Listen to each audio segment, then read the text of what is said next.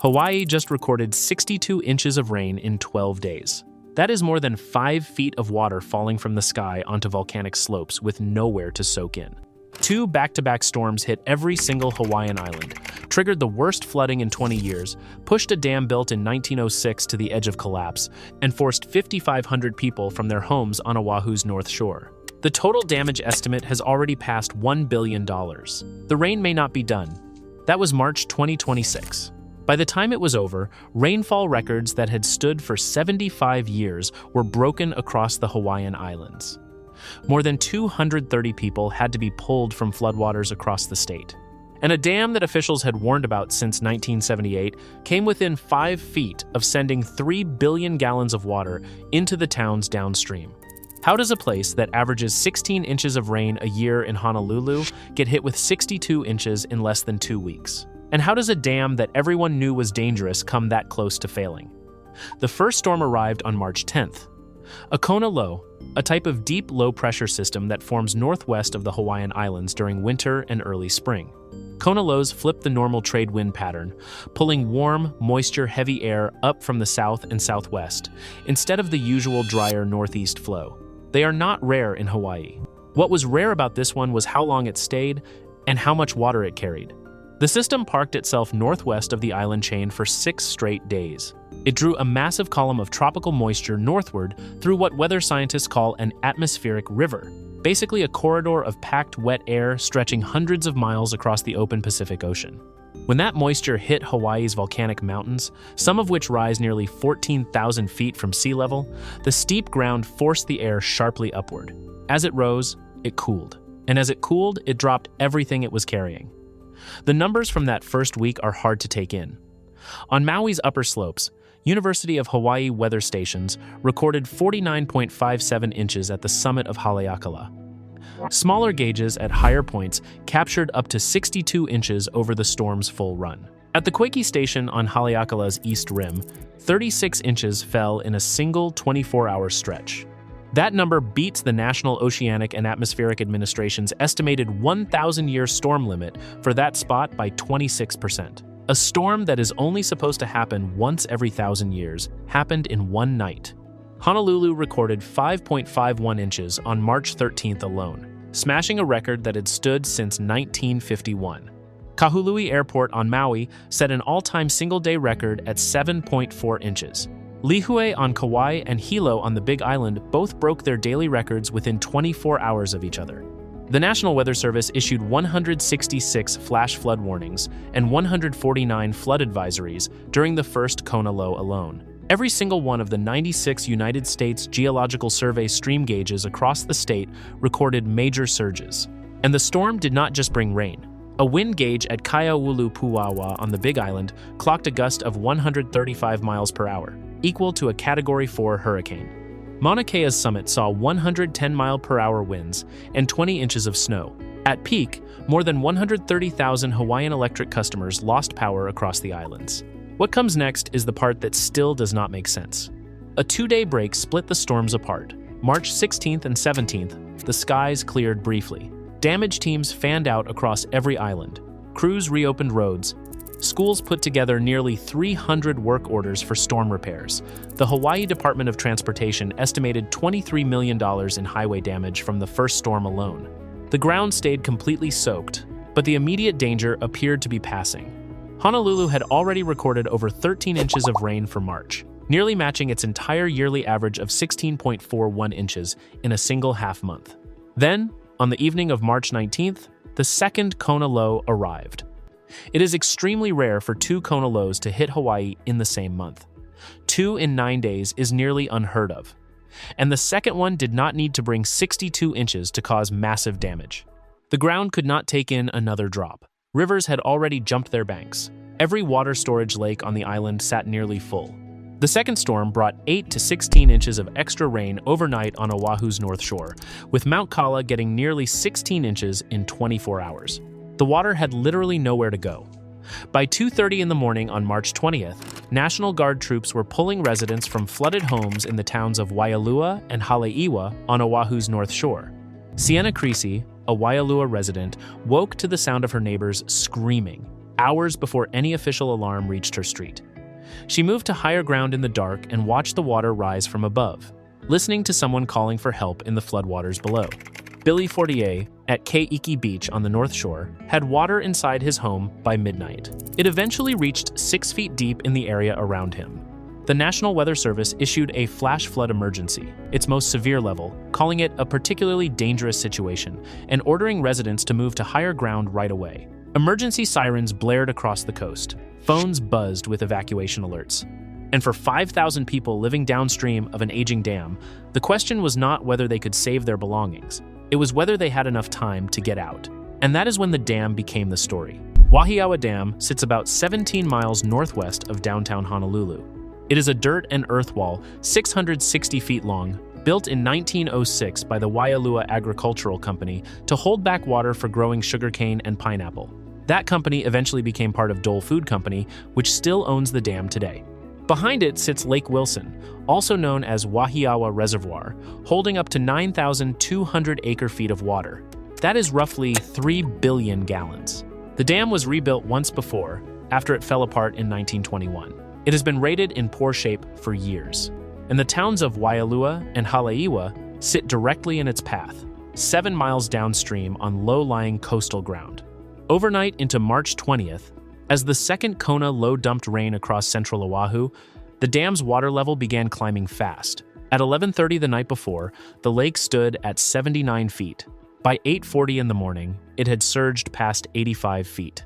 Water was pouring over the spillway at an estimated 1,500 gallons per second. The top of the dam sits at 88 feet. Dole had put in a portable water-filled flood barrier that stretched the effective height to about 90 feet. At 8:30 that morning, Oahu's Department of Emergency Management issued a dam failure notice. The message was blunt: imminent risk of failure. Evacuation sirens blared across the North Shore. The 85-foot water level had already crossed the danger point, and it was still climbing. Emergency managers estimated that 4,000 to 5,000 people lived directly in the dam's flood zone, with 5,500 total under evacuation orders when general flooding was included. If Wahiawa Dam had failed, 3 billion gallons of water would have traveled 7 miles downhill into towns that were already flooded. More than 2,500 homes, 2 schools, and a fire station sit in the expected flood path. The dam held. Water peaked above 85 feet Friday morning, then slowly dropped to 81.14 feet by Saturday evening. Evacuation orders were lifted Saturday afternoon, March 22nd. The gap between what happened and what could have happened was roughly 5 feet of dirt wall and a portable barrier. And the thing that makes this genuinely hard to take in is that none of it came as a surprise.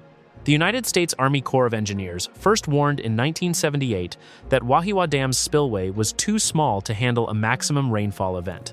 That was 48 years ago. Since 2009, the state's Department of Land and Natural Resources has sent Dole 4 separate notices about the dam's safety problems. In April 2021, state engineers fined Dole $20,000 for failing to fix known safety issues. The warnings from the state's own dam safety program had been clear for years. This was not a matter of if something happens, but when.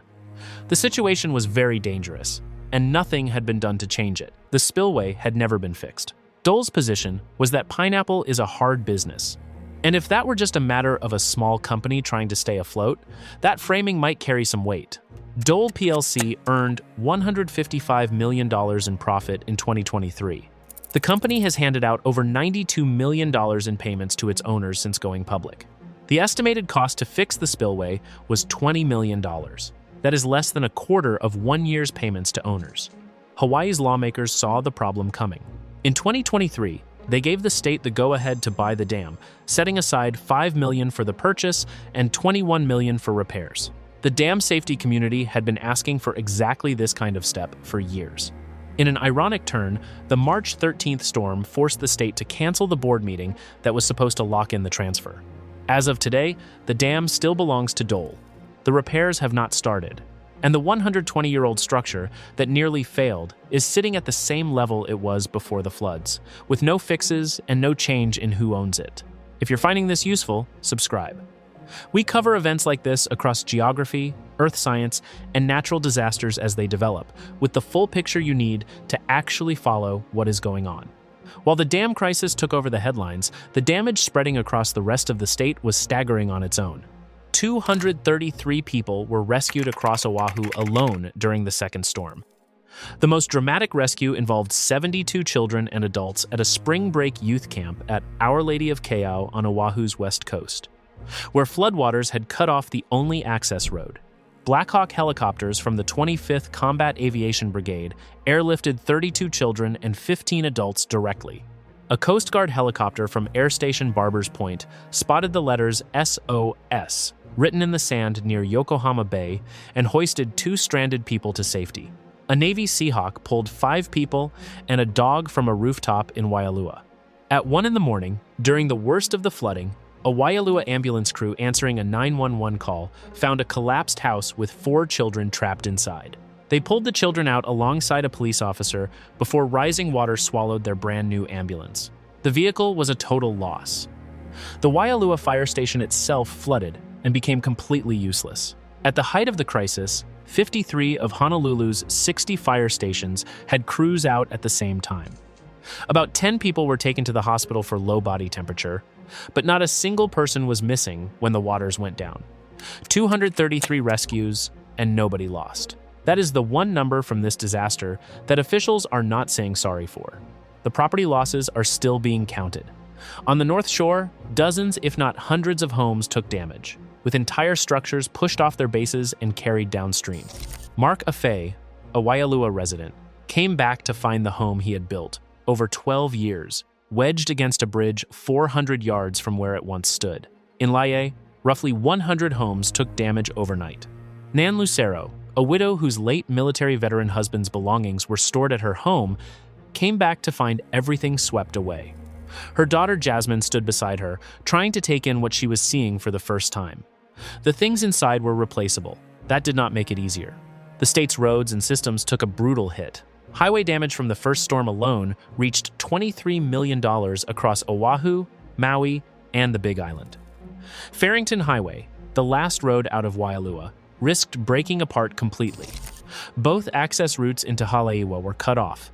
A massive sinkhole opened on South Kihei Road on Maui in front of Kamaole Beach Park, swallowing a crosswalk sign and laying bare the pipes underneath. Hana Highway in East Maui was closed to everyone except emergency vehicles. The water systems failed. The entire North Shore supply from Mokulea to Turtle Bay went under a boil water notice after losing power and draining during the flooding.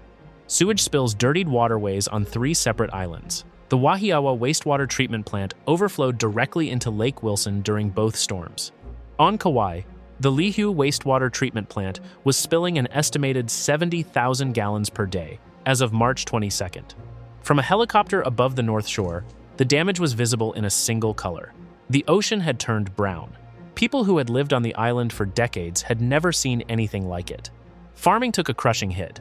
Waimanalo Country Farms, run by the Kaduka family since 1948, took the worst damage in its 78-year history. Nothing the family had been through before came close. Farmer Rakal Achiu in Waialua found her 7 dogs nearly drowning in a raised kennel, with their heads literally just sticking out of the water. Across the state, over 1,000 acres of farmland were damaged, with farming losses topping $7 million. And all of that $1 billion in estimated damage happened in a state that was already struggling. The second Kona low struck Maui, while the island was still rebuilding from the August 2023 wildfires that destroyed Lahaina and caused an estimated $5.5 billion in damage. When the floods hit, 552 rebuilding permits had been issued, with only 159 finished. 849 fire survivor families were still living in temporary housing. Dirt and rubble from the bare, burned slopes upstream came pouring down into the same towns that had just started to get back on their feet. In Lower Lahaina, the historic Baldwin House lost its front wall to the floodwaters. Maui got drought, then wildfire, then historic flooding, all within 3 years on the same island. The whiplash is exactly the pattern climate scientists have been warning about, and it played out on one island in real time. The Wahiawa Dam crisis was the most visible close call. It was not the only one. Hawaii watches over 127 dams statewide. Their average age is 91 years. Every single one was built before modern dam safety rules existed. The number rated in good shape is 0, not 1. 80 of them, 63% are rated poor. 18 are rated not passing. 93% carry a high hazard label, meaning failure would threaten areas where people live downstream. 70% are privately owned, many by the leftovers of old sugar and pineapple plantations that no longer have any reason to keep them up. Hawaii knows what happens when a dam like this fails. On March 14, 2006, almost exactly 20 years before this crisis, the Ka Loko Dam on Kauai collapsed. It was another century-old dirt and earth structure, built for plantation watering. Its owner had filled the emergency spillway with dirt during illegal earthwork. The state had never checked it. When it gave way, 325 million gallons of water surged into the valley below, tearing through homes and forcing entire families out. That disaster led to Hawaii's Dam and Reservoir Safety Act of 2007, but a lack of money has held back follow-through ever since. The program's yearly budget ceiling is $1.3 million. Only 45 checks were done statewide in budget year 2024 for 127 aging, high-hazard dams. This would be one thing if the storms hitting these structures were getting weaker. They are not. Hawaii's overall rainfall has been dropping since the late 1970s, with 90% of the state getting less rain than it did 100 years ago. That sounds like good news for dams.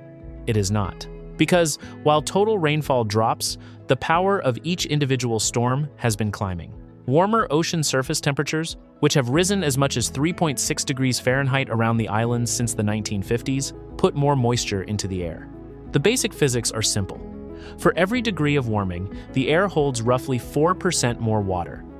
When that moisture gets funneled into a Kona low and slammed into a 14,000-foot volcano, the result is exactly what Haleakala saw in March: 36 inches in 24 hours, beating the calculated 1,000-year storm estimate by more than a quarter. There is also a newly found climate driver called the Pacific Meridional Mode that adds layers beyond the usual El Niño and La Niña pattern. Climate predictions suggest that extreme La Niña events, which are linked to heavier Hawaiian flooding, could nearly double in how often they happen by the end of this century, from roughly once every 23 years to once every 13. The pattern that comes into focus is a problem that Hawaii's 127 aging dams are not ready for. Less rain overall, but when it does rain, it arrives with more force than the spillways were ever built to handle. The 62 inches that fell in March 2026 went past the maximum rainfall models at multiple weather stations. These are the models that engineers use to figure out how big a spillway needs to be. When real-world rainfall blows past the 1,000-year estimate by 26%, it means the math underneath every dam in the state may already be wrong. And the pace of spending to fix these structures has not come close to matching the pace at which the climate is changing. The dam safety program that watches over all 127 structures runs on a budget ceiling of $1.3 million a year. That works out to roughly $10,000 per dam per year for checking, follow-through, and emergency response combined. Recovery is still in its earliest stages. Power has been restored to all but about 218 customers. Evacuation orders are lifted. The boil water notice remains in effect across the North Shore. 13 schools are closed while the state works through 500 work orders for storm damage. FEMA has teams on the ground with state and local officials, but no formal federal major disaster order has been issued. A partial federal government shutdown is slowing the response. Some non-disaster aid payments are not being handled during the shutdown. The agency has also lost more than 200 workers to federal workforce cuts since January. Maui County has separately asked for $15 million in emergency storm funding and is preparing paperwork for what it hopes will eventually be a federal disaster order. Representative Jill Takuda flew to Maui on March 23rd to see the damage firsthand, with the goal of bringing a clear picture back to FEMA of what the state needs. The state is now moving to add tracking cameras to dams across the islands and speed up spillway fixes. The state's purchase of Wahiawa Dam from Dole is expected to close by June 30th. Early repair plans call for a zigzag weir on the spillway to hold more water back, along with wall strengthening. The reality is that future systems need to be built for 200 or 250-year storm events. The problem everyone already understood is that all of that makes sense, and all of that costs more money. Kathleen Pahinui left her Waialua home in the dark because of the dam. She did not ask for money or policy changes. She asked for prayers. She knew more rain was coming. She just hoped that if they could make it through one more day, tomorrow might dawn bright and sunny. The $1 billion damage estimate is still early. The dam transfer has not closed. The next wet season is 7 months away. And 127 dams built for a plantation economy that no longer exists are still standing across the Hawaiian Islands, waiting for the next storm that was never supposed to happen.